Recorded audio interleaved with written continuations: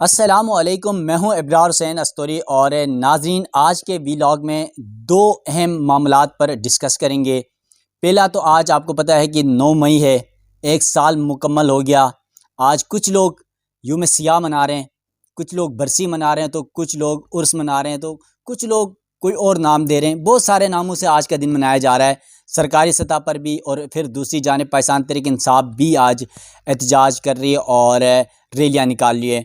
मेरे साथ दो सीनियर सहाफ़ी मौजूद हैं, कमर मेकन और कंबर जैदी। दोनों से जानने की कोशिश करते हैं कि 9 मई के वाक़यात में क्या कुछ हुआ अब तक एक साल के अंदर, और पाकिस्तान की सियासत में क्या रद्द-बदल होता रहा। फिर इसके साथ साथ पाकिस्तान तहरीक इंसाफ में इस वक्त इख्तिलाफ़ात शिद्दत इख्तियार कर गए हैं, ख़ास तौर पर शेर अफजल मरवत को साइड लाइन किया जा रहा है। तो कमर मेकन से पहले जानने की कोशिश करते हैं। कमर, ये बताएगा कि 9 मई है, 9 मई के हवाले से बहुत सारे लोगों के अपने अपने हिसाब से इसकी तशरीह की जा रही है। क्या समझते हैं कि 9 मई के वाक़यात का ज़िम्मेदार कौन था?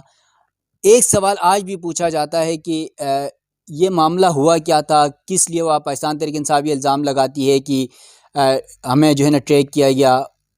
फिर एजेंसियाँ और इस्टेब्लिशमेंट हो, हुकूमत हो, वो कहती है कि पाकिस्तान तहरीक इंसाफ ने इंतशार फैलाया। तो क्या समझते हैं कि अब तक इसकी हकीकी वजूहात सामने क्यों नहीं आई, और फिर जिन इमारतों में हमले हुए उसकी सीसीटीवी फुटेज अब तक क्यों नहीं आई? देखिए, बिस्मिल्लाहिर्रहमानिर्रहीम। बहुत शुक्रिया अब्रार स्तोरी साहब। देखिए, ये एक बहुत बड़ा कॉन्फ्लिक्ट है 9 मई के ऊपर। कुछ लोग कहते हैं कि जी ये एक फ़ॉल्स फ्लैग था। इदारे कहते हैं कि ये इदारों के ऊपर हमला था। बाकायदा तौर पर फ़ौजी तनसीबात के ऊपर हमला किया गया। पीटीआई इसके ऊपर माफ़ी मांगने से इनकारी है। वो कहते हैं आप माफ़ी मांगें। अगर ये माफ़ी ही मांगने का कहना था तो बहुत पहले कह देनी चाहिए थी। और पब्लिकली इस तरह से आकर ये कहना कि फ़लाँ जमात माफ़ी मांगे, अगर आप समझते हैं कि उसने कोई कसूर किया है और अगर उस जमात ने कानून अपने हाथ में लेकर आपकी तनसीबात पर या इदारों पर हमला किया है, तो फिर क्या वो सिर्फ़ एक माफ़ी मांगने से आप सब कुछ माफ़ कर देंगे? और दूसरा, कौन सा ऐसा टूल है जिसके तहत आप माफ़ी तलब कर सकते हैं? कौन सा ऐसा टूल है जिसके तहत आप माफ़ी दे सकते हैं अगर वो मांग भी लें? तो कानून में ऐसी कोई गुंजाइश जो है वो हमें नज़र नहीं आती। फिर मुज़ाकरात की भी बातें हुई, उसका भी कोई मैंडेट मेरे ख़्याल में इदारों के पास नहीं है। इदारे एक ज़रूर हिस्सा हैं रियासत का, लेकिन ज़ाहिर है कि फिर हुकूमत के तहत हुकूमत के लेवल पे ये चीज़ें होनी चाहिए। और जो मैंने पहले कहा कि अगर आप समझते हैं कि इस जमात का कसूर है और इन्होंने वाक़ई कानून अपने हाथ में लेकर किया है, तो फिर वाज़े तौर पर तमाम सबूतों और गवाहों समेत पब्लिकली उन चीज़ों को सामने लेकर आएँ, ताकि अवाम इस तज़ब्ज़ब से निकले कि यार आखिर ये किसने किया। अगर आप समझते हैं फ़ौजी अदालतों में जो लोग ट्रायल हो रहे हैं इस वक़्त, अगर उन्होंने किया है, तो उनके जितने भी उनके खिलाफ सबूत हैं वो सामने लाएँ, गवाहों को सामने रखें और साबित कर दें। 1 साल गुज़रने के बाद भी अभी तक उन लोगों को जो है वो सज़ाएँ नहीं सुनाई जा सकी। सुप्रीम कोर्ट में भी ज़ाहिर है इश्यूज़ हैं, यहाँ पर भी केस उसका चल रहा है। लेकिन मेन चीज़ ये है कि अभी तक जो 9 मई के बाकी इंसदाद दहशतगर्दी की अदालतों में जो चल रहे हैं, उनके कुछ के चालान तक नहीं जमा हो सके। तो मतलब इस वक़्त बिल्कुल एक कन्फ्यूजन का माहौल है कि आया कौन इसका असल कसूरवार है। और इसमें मैं समझता हूँ कि जो पीटीआई का जो एक मुतालबा है कि इसकी जुडिशियल इंक्वायरी होनी चाहिए, ये बिल्कुल होनी चाहिए। 9 मई वाक़ई ही काबिल मज़म्मत है, बहुत अफ़सोसनाक है, नहीं होना चाहिए था। लेकिन इसके असल मुहर्रिकात जानना भी बहुत ज़्यादा ज़रूरी हैं कि उस दिन क्या हुआ था, किस तरह से ये चीज़ें की गईं, कौन इसके पीछे असल में था, किसने इससे सबसे ज़्यादा फ़ायदा उठाया। बरारस तूरी साहब, मैं यहाँ पर 2 चीज़ें ज़रूर आपको बताना चाहूँगा। देखिए, सबसे पहले देखा जाता है कि इस वाक़ये से सबसे बड़ा बेनिफिशियरी कौन है? जब भी कोई तहकीक होती है किसी मामले की, तो आप देखते हैं कि यार ये एक चीज़ हुई, इसका सबसे बड़ा बेनिफिशियरी कौन है? तो हमें देखना होगा कि 9 मई से सबसे ज़्यादा फ़ायदा किसको हुआ? तो ये अवाम खुद बेहतर जानती है, इदारों को इसके ऊपर तहकीकात करनी चाहिए। फिर हमें देखना होगा कि सबसे ज़्यादा नुकसान किसका हुआ? फिर हमें ये भी साथ देखना होगा कि सबसे ज़्यादा ज़्यादती किसके साथ हुई। ये 3 चीज़ें ऐसी हैं जो हमें डिसाइड करनी पड़ेंगी। मेरे ख़्याल में अगर मुझसे कोई ये सवाल पूछे कि सबसे ज़्यादा नुकसान किसका हुआ, तो वो पाकिस्तान आर्मी का हुआ, क्योंकि उनका जो इमेज था वो इतना ज़्यादा डैमेज हुआ, उसको दोबारा से गेन करने के लिए, वापस अपनी जगह पे लाने के लिए बहुत ज़्यादा मेहनत और वक़्त दरकार होगा। इस वक़्त अवाम का सेंटिमेंट और है और इदारा एक और तरफ खड़ा हुआ है। दूसरा, अगर हम कहें कि सबसे ज़्यादा फ़ायदा किसको हुआ, तो मेरी ज़ाती राय में 9 मई का सबसे बड़ा बेनिफिशियरी शहबाज शरीफ है, सबसे बड़ी बेनिफिशियरी मरीम नवाज़ साहिबा हैं, सबसे बड़ी बेनिफिशियरी हुकूमत में बैठी हुई तीनों जमातें हैं। और सबसे ज़्यादा अगर ज़्यादती की बात करें मेरे ख़्याल में, तो अगर चीज़ देखी जाए तो 9 मई होने के बाद से लेकर अभी तक जिस तरह से तहरीक-ए-इंसाफ को दबाया गया, तोड़ा गया, ज़्यादतियाँ की गई, उठाया गया, मारा गया, ख़वातीन, बच्चों, बूढ़ों के साथ जो कुछ हुआ, वो एक अलग पूरी की पूरी दास्तान है। और इसका हल जो है वो ख़ैर पहले भी बहुत सारे कमीशन बन चुके हैं, रिपोर्टें भी बहुत सारी आ चुकी हैं, लेकिन पब्लिक नहीं होती। तो मेरे ख़्याल में कहीं न कहीं से शुरू करना पड़ेगा। इसकी तहकीकात ही जो है वाज़ेह इंडिपेंडेंट जो इसकी इन्वेस्टिगेशन है, उससे ही ये चीज़ें जो है सामने आ सकती हैं। यकीनन कमर मेकन साहब ने कहा कि तहकीकात होनी चाहिए और असल हक़ाइक़ सामने आने चाहिए। कंबर ज़ैदी मेरे साथ मौजूद हैं, सीनियर सहाफ़ी हैं, एंकर हैं जी टीवी में।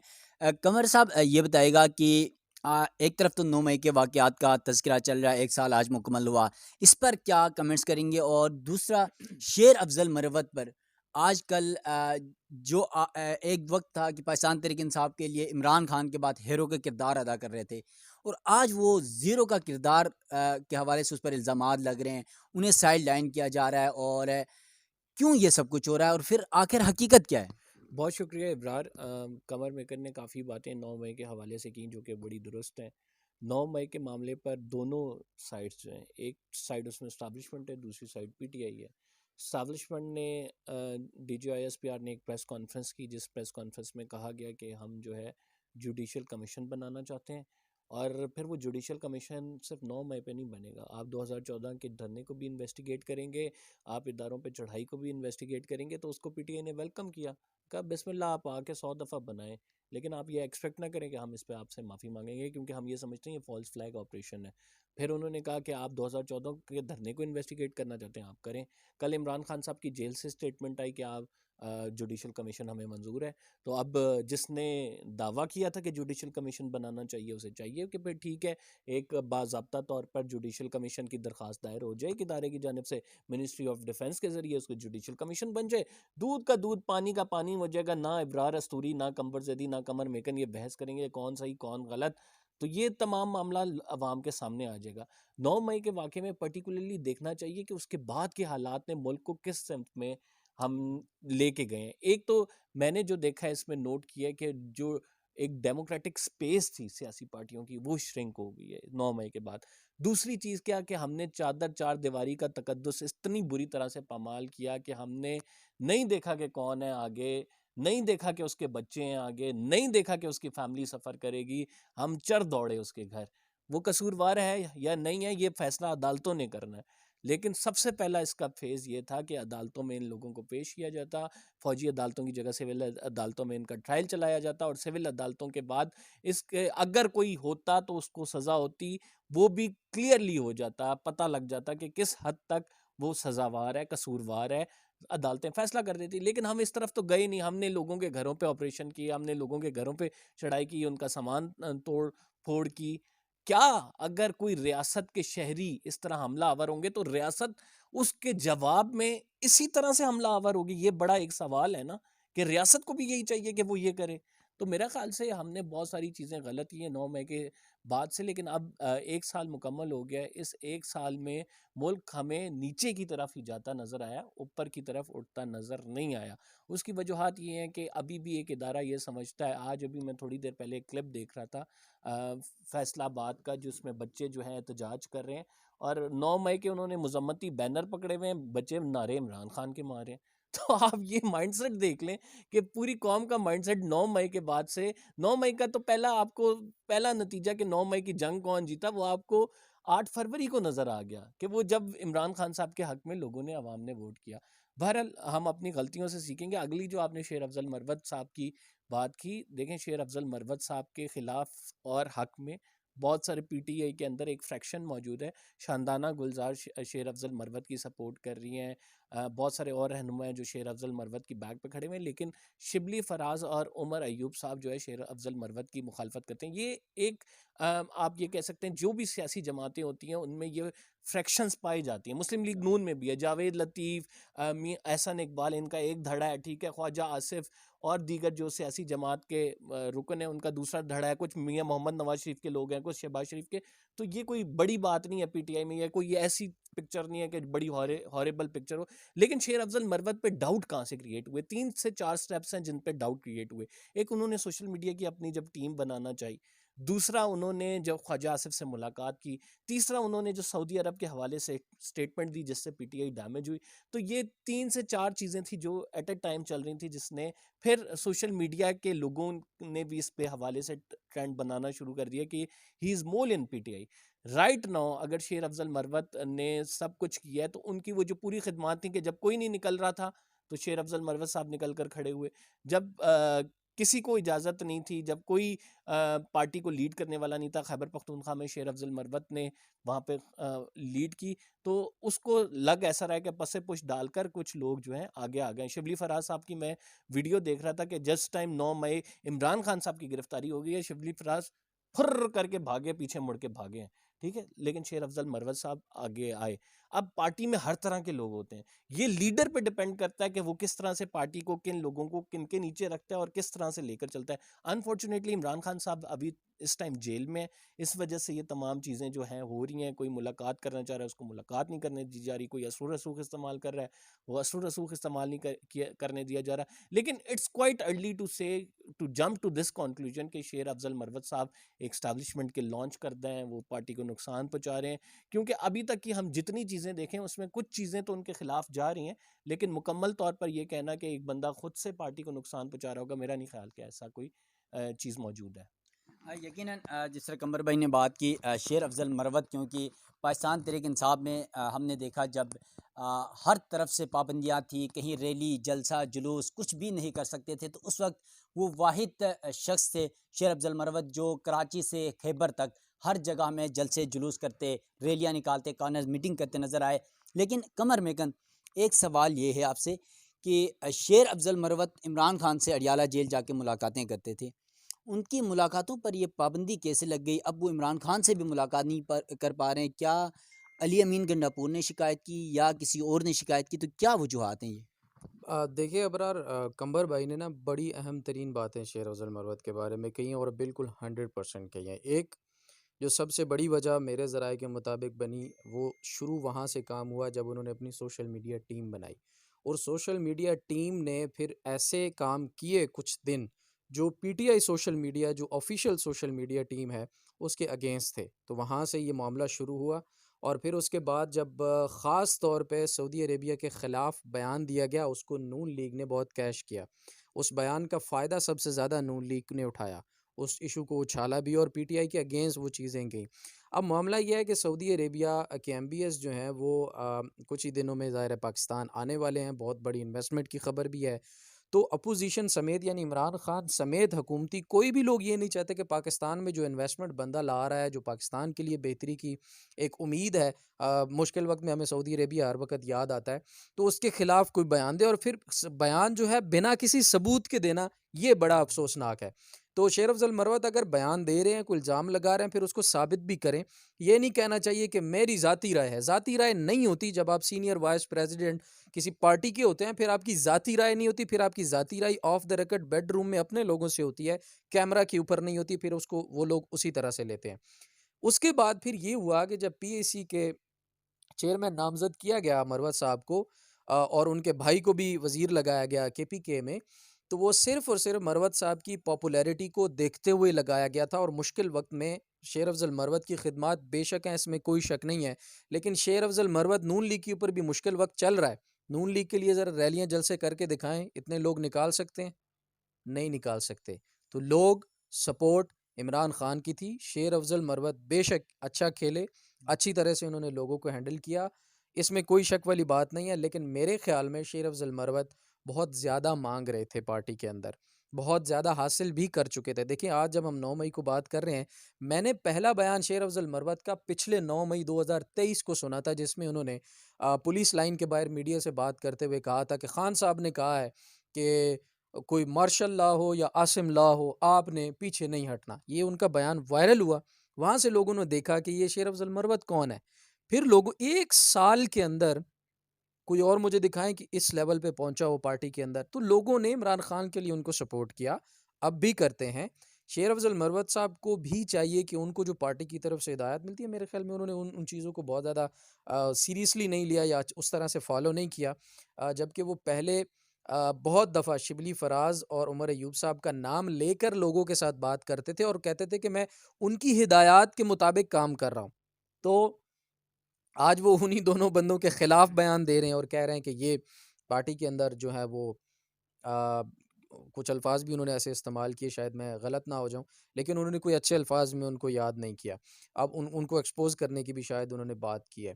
तो शेर अफ़ज़ल मरवत साहब जो हैं वो काबिल एहतराम है, लेकिन बहुत सारी जगहों पर फिर उन्होंने अमरीकियों को अड्डे देने की भी बात की, जिसका DGISPR ने भी जिसकी तरदीद कर दी।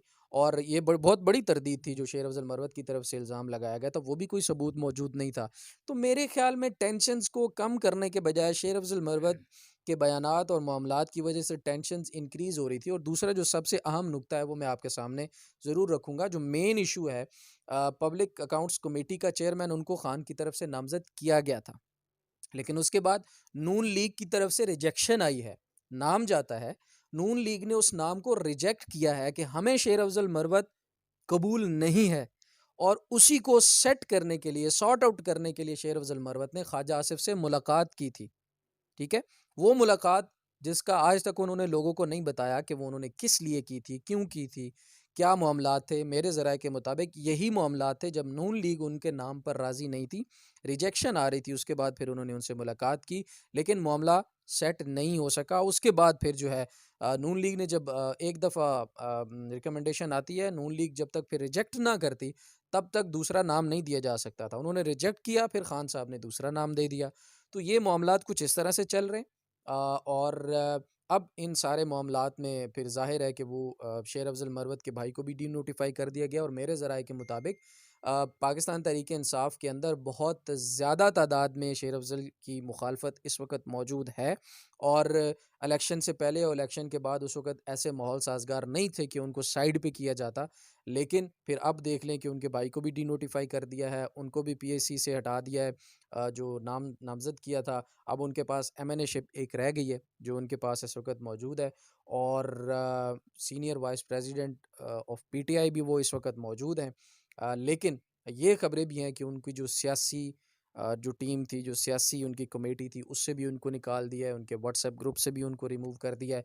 बाकी तो ज़ाहिर है पार्टी और वो तरदीद या इसको कंफर्म कर सकते हैं, लेकिन फ़िलहाल शेर अफ़ज़ल मरवत जो हैं वो गुस्से में ज़रूर दिखाई देते हैं। तो ये एक उनकी जो हिस्ट्री थी वो मैंने आपके सामने ज़रूर समझा के रखूँ। बाय द वे वो वैसे बहुत अच्छे इंसान हैं, बहुत मिलनसार हैं, स्पेशली हम डिजिटल मीडिया के दोस्तों के साथ वो बहुत अच्छा उनका वो है। लेकिन एक चीज़ की मैं जज्बाती हैं, दिल के बहुत अच्छे हैं एक वैसे। चीज़ की मैं अगर वो सुन रहे हों तो मैं ज़रूर कहना चाहूँगा, कल उन्होंने डिजिटल मीडिया के एक बंदे को, उनके एक बंदे ने थप्पड़ मारा है, वो इंतहाई काबिल मज़म्मत है। बिल्कुल। उस जिस बंदे ने थप्पड़ मारा है उसको सामने आकर माफ़ी मांगनी चाहिए उस बंदे से, डिजिटल मीडिया वालों से। और मेरा ख़्याल है कि ये डिजिटल मीडिया ही वाहिद एक चीज़ थी जिसने शेर अफ़ज़ल मरवत को इस मकाम तक पहुँचाया, इसमें कोई शक वाली बात नहीं है। और अगर कोई बंदा ये बात करता है ना कि डिजिटल मीडिया या किसी यूट्यूब या किसी बंदे ने अपनी व्यूवरशिप के लिए किया है, तो व्यूवरशिप के लिए कोई नहीं करता। हर कोई अपनी ड्यूटी, अपनी जॉब और अपना फ़र्ज़ निभा रहा होता है। उसके बाद उसके फिर असरात क्या होते हैं, फिर उससे लोग अंदाज़ा लगाते हैं। इन सारी चीज़ों के पीछे डिजिटल मीडिया मेहनत कितनी करता है, इन चीज़ों के ऊपर लोगों की मेरे ख़्याल में नज़र नहीं होती। तो मेरे ख़्याल में शेर अफ़ज़ल मरवत साहब को इस पर दोबारा कंसिडर करना चाहिए। चलें, यकीनन थैंक यू। कमर ज़ैदी हमारे साथ मौजूद थे, कमर मेकन थे, और शेर अफ़ज़ल मरवत 9 मई ये वाक़यात थे। और शेर अफ़ज़ल मरवत के हवाले से ख़ास तौर पर एक ये भी खबर आ रही है कि तहरीक इंसाफ़ के अंदर जहाँ पर इख्तिलाफ़ात चल रहे हैं, वहाँ पर अब एक कमेटी तश्कील दी जा रही है हमारे ज़राए के मुताबिक कि शेर अफजल मरवत और पार्टी के अंदर जो इख्तिलाफात चल रहे हैं उसको इंटरनल ही मामलात को सेटल किए जाएँ, और जो शेर अफजल मरवत को साइड लाइन किया जा रहा है उस मामलात पर भी उनको सेट किया जाए। तो ये आज की दो बड़ी खबरें हैं। अब आपने ही डिसाइड करना है, पब्लिक ने डिसाइड करना है कि 9 मई के वाक़यात का असल ज़िम्मेदार कौन था, नुकसान किसको हुआ, फ़ायदा किसको हुआ। अपने मेज़बान इब्रार हुसैन अस्तूरी को दीजिएगा इजाज़त। अल्लाह हाफ़िज़।